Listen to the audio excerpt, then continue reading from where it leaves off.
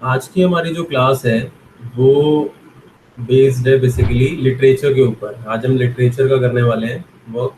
ठीक है। और आज का जो चैप्टर है लिटरेचर के अंदर जो हमें टेक्सचुअली करना है उसका नाम क्या है, अ लेटर टू गॉड। ये चैप्टर है जो हमें करना है। इसके राइटर का नाम क्या है, जीएल फ्यून्स है। इस बार चीज ध्यान रखना कि आपका जो लिटरेचर वाला पार्ट है, ठीक है, ये 50% से ज्यादा होगा कहीं ना कहीं। मतलब आप ये मान लो कि 15% से काफी क्लोज होगा, क्योंकि ग्रामर वाला पार्ट भी है, वरना 50% से ज्यादा होता लिटरेचर आपका। ठीक है। अब इसके अंदर आपको लाइन टू लाइन एनालिसिस करने की जरूरत है, क्योंकि इस बार हमारे जो क्वेश्चंस है लिटरेचर के वो एमसीक्यू बेस्ड भी होने वाले हैं। तो एमसीक्यू बेस्ड का मतलब है कि हमारे को लाइन टू लाइन एक्सप्लेनेशन करने की जरूरत है, क्योंकि एमसीक्यू बेस्ड में क्या होता है, हमारे आंसर्स टू द पॉइंट होने चाहिए। ठीक है। तो व्हाट वी नीड कि हम पूरा पूरा चैप्टर जो है वो इफेक्टिवली कंप्लीट करें, तभी अच्छे तरीके से चीजें हो सकती हैं। ठीक है। अब स्टार्ट करते हैं चैप्टर। सबसे पहले हम बात करते हैं गाइस इस चैप्टर के टाइटल की, कि चैप्टर का टाइटल क्या है। तो आप देख सकते हो चैप्टर है अ लेटर टू गॉड। तो ऑब्वियस सी बात है, जब हम लेटर टू गॉड की बात कर रहे हैं तो इसका मतलब कोई लेटर है जो कि लिखा गया है गॉड को, भगवान को लेटर लिखा गया है। अब भगवान को अगर किसी ने लेटर लिखा है तो हमारे माइंड में क्वेश्चन आता है क्यों लिखा है। तो इसी से रिलेटेड सारी बातें हम जानेंगे। ठीक है। इससे पहले हमारे को एक यहाँ पे सेइंग दे रखी है कि दे से फेथ कैन मूव माउंटेन्स। मतलब ऐसा कहते हैं लोग, दे का मतलब यहाँ लोगों की बात की जा रही है, कि कई सारे लोग जो है वो ऐसा कहते हैं कि अगर हमें विश्वास होता है तो विश्वास से जो माउंटेन्स हैं उनको भी मूव किया जा सकता है। लेकिन क्या अगर मैं मान लूं कि माउंटेन मूव हो जाए तो क्या माउंटेन मूव हो जाएगा? ऐसा नहीं है, हमें अपने एफर्ट्स भी लगाने पड़ते हैं। जब हमें विश्वास होता है तो हमें एफर्ट्स भी लगाने होते हैं। ठीक है। अब चैप्टर की स्टार्टिंग जो है गाइस वो यहाँ से है, इस जगह से है। ठीक है, ये हमारा स्टार्टिंग है। तो लेट्स सी। ठीक है। The only one in the entire valley. यहाँ पे एक फार्मर है, ठीक है, उस फार्मर का नाम है लेंचो। उसके घर की बात की जा रही है। ठीक है, ये कैरेक्टर बहुत इंपॉर्टेंट है लेंचो का। तो क्या लिखा है, the only one in the entire valley. मतलब जिस जगह पे लेंचो रहता है, जो घाटी है, वैली का मतलब होता है घाटी। ठीक है। तो जिस जगह पे लेंचो रहता है उसका जो घर है वो पूरे के पूरे क्रेस्ट पे, set on the crest. Crest का मतलब होता है टॉप ऑफ अ हिल। ठीक है। वहां से पूरा का पूरा वैली दिखाई देता है और उसका घर उस वैली में अकेला एक लौता है। And from this height one could see the river. मतलब वहां पे आप उस हाइट से रिवर भी देख सकते, फील्ड भी देख सकते हो। राइप कॉर्न, राइप का मतलब पका हुआ और कॉर्न का मतलब होता है मक्का। ठीक है। Dotted with the flowers. ठीक है, मतलब जब मक्का पक जाता है, ठीक है, तो उस पे क्या होता है, कुछ फ्लावर्स भी लगे हुए होते हैं यहाँ पे। तो वो फ्लावर जैसा दिखाई देता है। That always promised a good harvest. तो वो फसल जो है वो देख के ये साफ पता चलता है कि फसल बहुत अच्छी है। ठीक है। मतलब जिस हाइट पे लेंचो का घर होगा, जैसे लेट्स से पहाड़ है। ठीक है। अब इस पहाड़ पे लेंचो का घर इधर अगर मान लेते हैं हम है। ठीक है। तो ये जो हाइट है, यहाँ पे जब लेंचो खड़ा होता है, इस जगह पे खड़ा होता है लेंचो, तो यहाँ से उसे अपने ये फील्ड्स जो हैं ये दिखाई देते हैं। और जो फील्ड्स हैं उनपे जो उसकी फसल है, ठीक है, खिलखिलाती हुई जो फसल है वो उसको दिखाई देती है। और इसको देख के साफ पता चलता है कि ये फसल जो है ये बहुत ही अच्छी हार्वेस्ट है, गुड हार्वेस्ट है, क्योंकि लेंचो ने बहुत मेहनत की है अपनी फसल के लिए। ठीक है। अब उसके फसल को अगर किसी चीज की जरूरत है, that is basically a downpour. Downpour यहाँ पे रेन को बोला गया है। ठीक है। छोटी मोटी जो बारिश है, शार, उसको बोला गया है। थ्रू आउट द मॉर्निंग, मतलब मॉर्निंग के टाइम पे लेंचो जो है who knew his fields intimately had done nothing, कि उसे पता है कि intimately मतलब कहने का मतलब कि कुछ नहीं किया है उसके फील्ड्स ने अभी तक। तो वो क्लाउड्स को देखता है, मतलब बेसिकली वो स्काई को देखता है और स्काई के अंदर देखता है कि कोई क्लाउड्स हैं। ठीक है, क्योंकि उसे बेसिकली एक्सपेक्टेशन होती है। किस चीज की एक्सपेक्टेशन होती है उसे, कि भाई बारिश होगी तो मेरी फसल जो है वो और ज्यादा अच्छी हो जाएगी और कोई प्रॉब्लम नहीं होगी उसकी फसल में, उसके हार्वेस्ट के अंदर। ठीक है।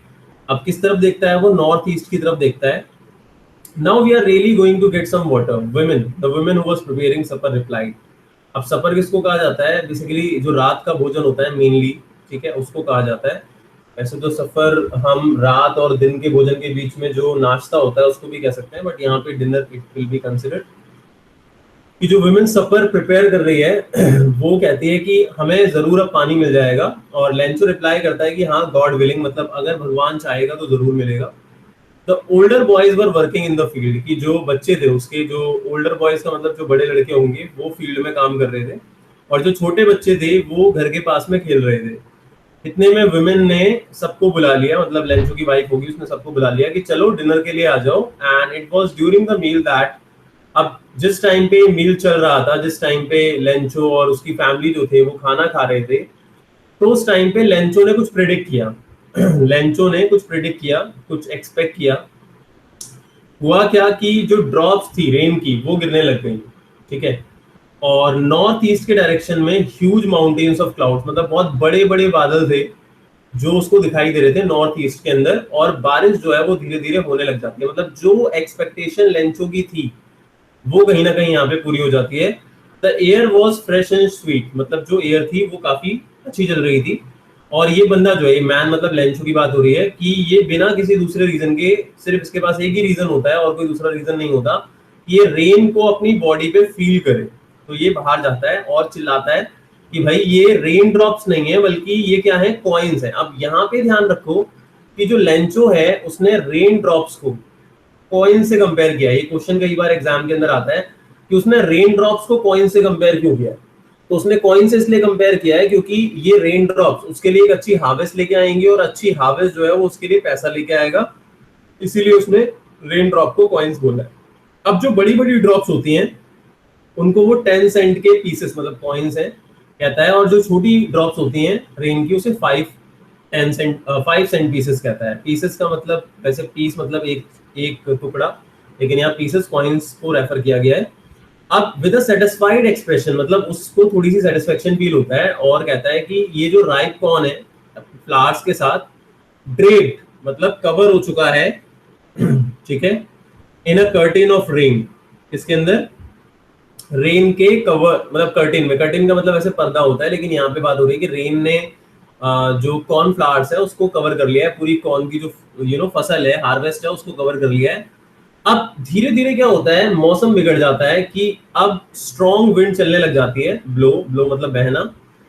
अब रेन के साथ साथ में हेल स्टोन्स गिरने लग जाते हैं। हेल स्टोन्स का मतलब होता है ओले, ठीक है।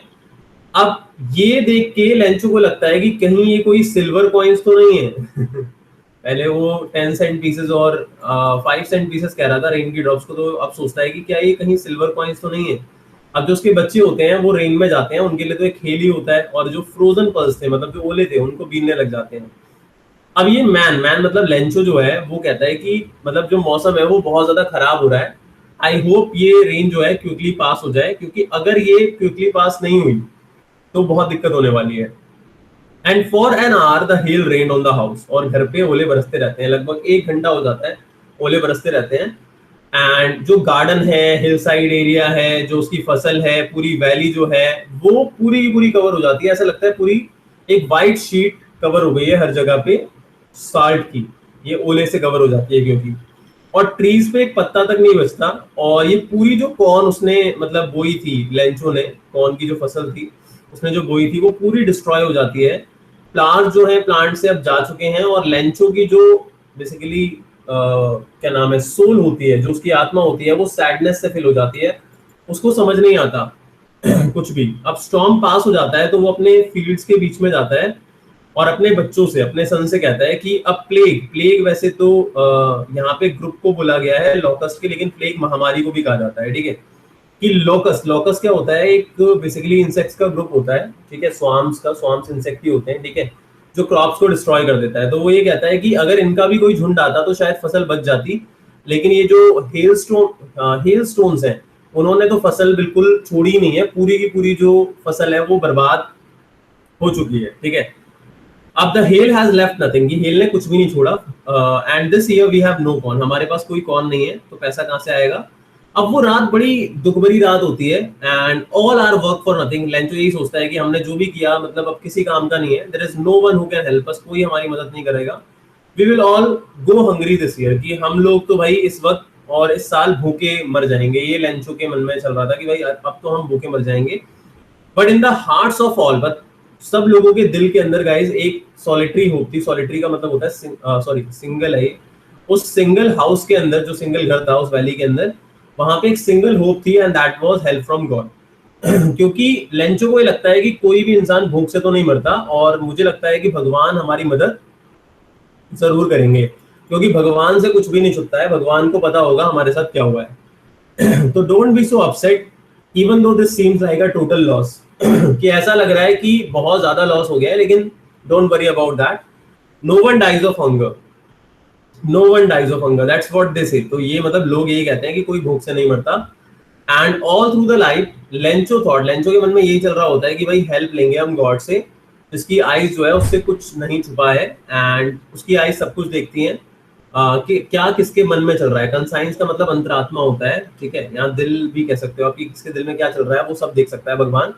तो यहाँ लिखा हुआ है, देखो ये लाइन बहुत इंपॉर्टेंट है, इसका मतलब आपको पता होना चाहिए। That is Lencho was an ox of a man, मतलब लेंचो जो था दोस्तों वो बहुत हार्ड वर्किंग था।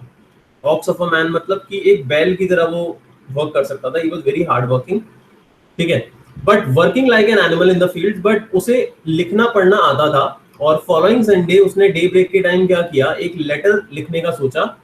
और ये लेटर ये किसको लिखने वाला था, मैंने आपको बता ही दिया है, गॉड को लिखने वाला था, which he himself would carry to town and place the mail. और टाउन जाके वो मेल में इस लेटर को डाल देता है।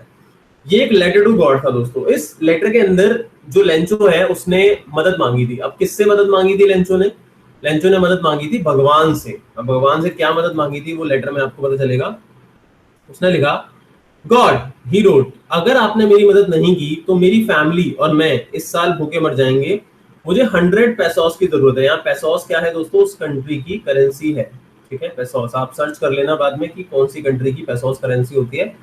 कि आपको मुझे 100 मतलब बोना, कि मेरे फील्ड्स को वापस बोने के लिए आपको मेरी मदद करनी पड़ेगी। 100 पैसोस आप मुझे भेजिए। जब तक की क्रॉप नहीं आती है तब तक मुझे मतलब उससे गुजर बसर भी करनी है, क्योंकि हेल स्टॉर्म ने कुछ छोड़ा नहीं है। और उसपे उसने बस एक सिंगल साइन लिख दिया, टू गॉड, मतलब रेफर कर दिया कि भाई to God, receiver address to God, और अपना साइन कर दिया, ठीक है। और अब वो थोड़ा ट्रबल तो होता है, लेकिन वो टाउन जाता है और पोस्ट ऑफिस जाके वो स्टैंप लेता है, लेटर पे लगाता है और उसे मेल बॉक्स में डाल देता है। मतलब उसे बिल्कुल भी डाउट नहीं होता, ये चीज ध्यान रखना कि उसे इतना ज्यादा भरोसा होता है भगवान पे कि उसे बिल्कुल भी डाउट नहीं होता कि भगवान उसका जो ये लेटर है वो पढ़ेंगे या नहीं पढ़ेंगे, भगवान को पहुंचेगा भी नहीं पहुंचेगा। अब एक एम्प्लॉय होता है गाइस, एक पोस्ट मैन होता है बेसिकली, जो लेटर्स पोस्ट करता है। ही वाज अ पोस्टमैन जो पोस्ट ऑफिस पे वर्क करता था, ठीक है। अब इसने जब ये लेटर देखा तो ये अपने बॉस के पास गया। अब ये बॉस कौन है? ये बॉस बहुत इंपॉर्टेंट कैरेक्टर है यहाँ पे, दैट इज पोस्ट मास्टर। ये हंसते हुए गया, लाफिंग हार्टली। लाफिंग हार्टली का मतलब ये है कि किसी का मजाक उड़ाते हुए नहीं, लेकिन ये सिचुएशन देख के कि गॉड को किसी ने लेटर लिखा है, वो थोड़ा सा हंसता है, ठीक है। एंड शोड हिम, उसे दिखाता है अपने बॉस को। वो कहता है कि मैंने अपने पूरे करियर में कभी भी ये एड्रेस नहीं देखा। द पोस्ट मास्टर, अब ये बंदा एक फैट और अमाइबल पर्सन होता है। अमाइबल का मतलब ये थोड़ा प्लेजेंट होता है और फ्रेंडली होता है। अब ये बंदा जब इस लेटर को देखता है तो ये भी भाई हंसने लग जाता है, ऑब्वियसली कोई भी हंसने लग जाएगा। ऑल्सो ब्रोक आउट लाफिंग, ये भी हंसने लग जाता है। लेकिन थोड़ा सा सीरियस होने के बाद ये अपने डेस्क को थोड़ा सा टैप करता है हाथ से, हथेली से, ठीक है, और कहता है व्हाट अ फेथ, मतलब कितना भगवान पे भरोसा है इस व्यक्ति को जिसने ये लिखा है। और मैं चाहता हूँ, आई विश, मैं चाहता हूँ कि काश इसका भरोसा जो है वो टूटे ना, जिसने भी ये लेटर लिखा है, कि भगवान से इसकी बातचीत हो, ये चाहता था। स्टार्टिंग अब कॉरेस्पॉन्डेंस, कॉरेस्पॉन्डेंस का मतलब होता है बातचीत करना भगवान से, ठीक है। अब वो कहता है कि मैं कॉरेस्पॉन्डेंस करूंगा, बातचीत करूंगा ऐसे भगवान के बिहाफ पे, ठीक है, ताकि इसका जो विश्वास है वो ना टूटे। तो in order not to shake the writer's faith in God, writer मतलब लेंचो का जो फेथ है वो गॉड पे बना रहे, इसीलिए पोस्ट मास्टर ने कहा कि मेरे को एक आइडिया आया है कि इस लेटर को आंसर करते हैं। लेकिन जैसे ही उसने इस लेटर को देखा तो इट वाज एविडेंट, एविडेंट मतलब इट वाज श्योर कि आंसर जो था उसके अलावा कुछ चाहिए था, and that was more than goodwill, अच्छाई से ज्यादा कुछ चाहिए था, इंक और पेपर से ज्यादा कुछ चाहिए था। अब वो क्या था भाई? पैसे की जरूरत थी उसे। But he stuck to his resolution, but वो टिका रहा, स्टक मतलब टिका रहा, डटा रहा अपने रेजोल्यूशन पे। रेजोल्यूशन का मतलब होता है जो उसने प्रण लिया है, जो उसने डिसाइड किया है। अब जो लेंथो ने पैसे मांगे थे, ठीक है, तो उसने क्या करा, उसने अपने कुछ एम्प्लॉयज, मतलब जो उसके यहाँ काम करते थे, उनसे कुछ एज अ चैरिटी हेल्प मांगी, अपनी सैलरी का कुछ पार्ट दिया, और अपने जो फ्रेंड्स हैं उनको भी बोला, अगर वो ऑब्लिज्ड हैं, अच्छा फील करते हैं, कि वो as an act of charity, मतलब दान में अगर हेल्प करना चाहते हैं तो वो जरूर कर सकते हैं। तो इस तरीके से उसने पैसे इकट्ठे करने स्टार्ट, ठीक है। अब आगे बढ़ते हैं, देखो क्या लिखा है, it was impossible for him to gather together the 100 pesos, कि भाई 100 पेसोस मतलब इकट्ठा करना इतना आसान नहीं था। तो he was able to send the farmer only a little more than half, इसमें मेंशन नहीं है कि कितना वो भेज पाया था, लेकिन जो रेफरेंस बुक्स है उसके अंदर बोला गया है 70 पेसोस। मतलब जो लेंचो था उसने 100 पेसोस डिमांड किए थे कि वो अपनी फसल को वापस बो पाए, और अब जब तक उसकी फसल नहीं आती है तो वो अपनी गुजर बसर कर पाए। तो द फॉलोइंग संडे मतलब जो नेक्स्ट संडे होता है गाइस, अब ये लेंचो जो होता है ये थोड़ा सा जल्दी जो है वो पहुंच जाता है पोस्ट ऑफिस, ये पूछने के लिए कि उसके लिए कोई लेटर है या नहीं है। अब पोस्टमैन जो था वो खुद उसे हैंड ओवर करता है लेटर, ठीक है, जो रिप्लाई में उन लोगों ने लिखा था। और पोस्ट मास्टर जो था वो एक्सपीरियंस कर रहा था कि ये बंदा जिसने लेटर लिखा था ये कैसा है, कैसा दिखता है, तो वो खुद देखना चाहता था। अब कंटेंटमेंट का मतलब होता है दोस्तों सेटिस्फेक्शन, कि इस बंदे के फेस पे कैसा सेटिस्फेक्शन है, किस तरीके का एक्सप्रेशन है। क्योंकि एक इंसान जिसको इतना ज्यादा भरोसा है भगवान के ऊपर, वो कैसा दिखता है, ये क्यूरियोसिटी होती है in post master to see that, okay, to look at his face who has performed a good deed look on from his office. मतलब जो पोस्ट मास्टर है ऑब्वियसली वो अपने ऑफिस से देख रहा होता है उसको। Lencho showed not the slightest surprise on seeing the money, मतलब अब लेंचो ने जब पैसे देखे तो slightest का मतलब होता है बहुत कम, कि इवन लिटिल सरप्राइज, मतलब थोड़ा सा भी सरप्राइज उसके फेस पे नहीं था जब उसने पैसे देखे, क्योंकि उसे पता था कि भगवान उसकी हेल्प जरूर करेंगे। And such was his confidence, ठीक है। बट वो थोड़ा सा गुस्सा हो जाता है दोस्तों। अब ये गुस्सा क्यों हो जाता है लेटर को पढ़ने के बाद, रिसीव करने के बाद पैसे, क्योंकि उसको पूरा अमाउंट नहीं मिला था। लेंचो ने मांगे कितने थे, 100 पेसोस मांगे थे, और उसे मिले कितने थे, 70 पेसोस मिले थे। तो ये सबसे बड़ी प्रॉब्लम थी उसके लिए। जब उसने पैसे काउंट किए तो वो बिल्कुल भी खुश नहीं था। God could not have made a mistake, उसे भरोसा था कि भगवान तो गलती कर ही नहीं सकते, ना मुझे मना करेंगे जो मैंने रिक्वेस्ट किया है। तो इमीडिएटली लेंचो ने फिर से विंडो से एक पेपर लिया, इंक ली, और पब्लिक राइटिंग टेबल पे गया, और उसके बाद उसने फिर से लिखना स्टार्ट कर दिया with much wrinkling of his bro. Bro मतलब उसकी जो आंख के ऊपर पलके हैं, ठीक है, ब्रो उससे ऊपर होती है गाइस, पलकों से भी ऊपर होती है। I think what is that called in Hindi, भौरे कहते हैं शायद, ठीक है। तो ज्यादा रिंकल नहीं करता वो, अपनी जो पलके होती हैं, और ब्रो जो है उसको ज्यादा मूव करता है वो, सॉरी विद मच रिंकलिंग मतलब ज्यादा रिंकलिंग करता है, मतलब ज्यादा पलके झपकाता है। अब ऐसा कब होता है, जब हम बहुत ज्यादा सीरियस कुछ कह रहे होते हैं, बोल रहे होते हैं, या किसी भी पैथेटिक सिचुएशन के बारे में बात कर रहे होते हैं, तो ऐसा एक्सप्रेशन आता है हमारे फेस पे, ठीक है। Caused by the effort he had to make to express his ideas, जब वो फिनिश करता है और विंडो से स्टैंप लेता है, लिख करता है उसे अपनी टंग से, और एफेक्स करके अगेन वापस ये पोस्ट कर देता है। अब उसने लिखा क्या था उस लेटर के अंदर, that was the most controversial part, अब ये इसको दे देता है, ठीक है। The envelope with a blow of his fist, मतलब जो एनवेलप पे स्टैम्प थी उसको अपने फिस्ट मतलब हथेली से ब्लो करके मतलब थोड़ा सा ठोक के चिपका देता है। The moment the letter fell into the mailbox, जैसे ही मेल बॉक्स में गया, पोस्ट मास्टर जो है वो उसे ओपन करता है। उसमें क्या लिखा था, गॉड जो मैंने आपसे पैसे मांगे थे उसमें से 70 पेसोस मेरे पास पहुंच गए हैं, and please send me the rest because I need it very much, but don't send it to me through the mail, but मुझे लेटर के थ्रू मत भेजना, because the post office employees are a bunch of crooks. Bunch of crooks, it means the people, they are not honest, they are dishonest to their duty. आपने 100 pesos भेजे थे, और उस 100 में से जो 30 है, 30 पेसोस जो थे, 70 मेरे पास आए हैं, 30 जो हैं वो पोस्ट ऑफिस के जो एम्प्लॉयज थे गाइस, उन्होंने ले लिए। ऐसा लेंचो लिखता है उसके अंदर। मतलब उसे भगवान पे तो पूरा भरोसा था, भाई भगवान तो गलती नहीं कर सकते। तो ऑब्वियस सी बात है ये किसने लिए होंगे, ये पोस्ट ऑफिस के एम्प्लॉयज ने लिए होंगे, ऐसा लेंचो को लगता है। तो यहाँ पे दोस्तों हमारा जो पूरा चैप्टर है ये कंप्लीट हो जाता है टेक्सचुअल एनालिसिस।